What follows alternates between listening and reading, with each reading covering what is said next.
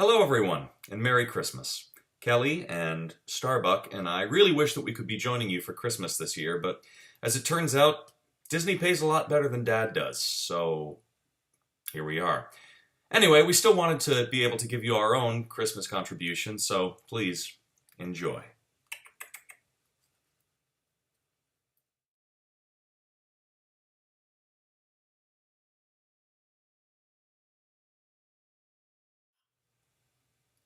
Lo, in those days when the Dark One had taken unto himself all the gifts, and the food, and the logs for the fire, and yea, the trees and decorations also. On their walls he left nothing but hooks and some wire, and the one speck of food that he left in the house was a crumb that was even too small for a mouse. Then he did the same thing to the other Who's houses, leaving crumbs much too small for the other Who's mouses. It was dawn, all the Who's still abed, all the Who's still a snooze when he packed up his sled. Packed it up with their presents, the ribbons, the wrappings, the tags and the tinsel, the trimmings, the trappings, 3,000 feet up the side of Mount Crumpet. He rode with his load to the tip-top to dump it. Pooh-pooh to the Who's, he was Grinchishly humming. They're finding out now that no Christmas is coming. They're just waking up. I know just what they'll do. Their mouths will hang open a minute or two. Then the Who's down in Whoville will all cry, boo-hoo. That's a noise, said the Grinch, that I simply must hear. So he paused, and the Grinch put a hand to his ear.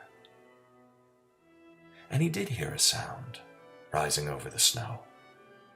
It started out low, then it started to grow. But the sound wasn't sad. Why, this sound sounded merry. It couldn't be so, but it was merry. Very. He stared down at Whoville. The Grinch popped his eyes. Then he shook. What he saw was a shocking surprise. Every Who down in Whoville, the tall and the small, was singing without any presents at all. He hadn't stopped Christmas from coming. It came. Somehow or other, it came just the same. And the Grinch, with his Grinch feet ice cold in the snow, stood puzzling and puzzling. How could it be so? It came without ribbons. It came without tags. It came without packages, boxes, or bags. And he puzzled 3 hours, till his puzzler was sore.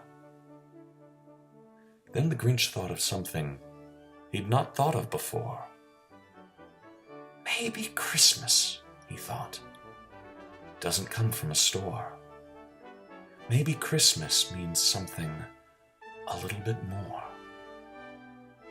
And what happened then? Well, in Whoville, they say that the Grinch's small heart grew 3 sizes that day. And the minute his heart didn't feel quite so tight, he whizzed with his load through the bright morning light. And he brought back the toys and the food for the feast. And he himself, the Grinch, carved the roast beast.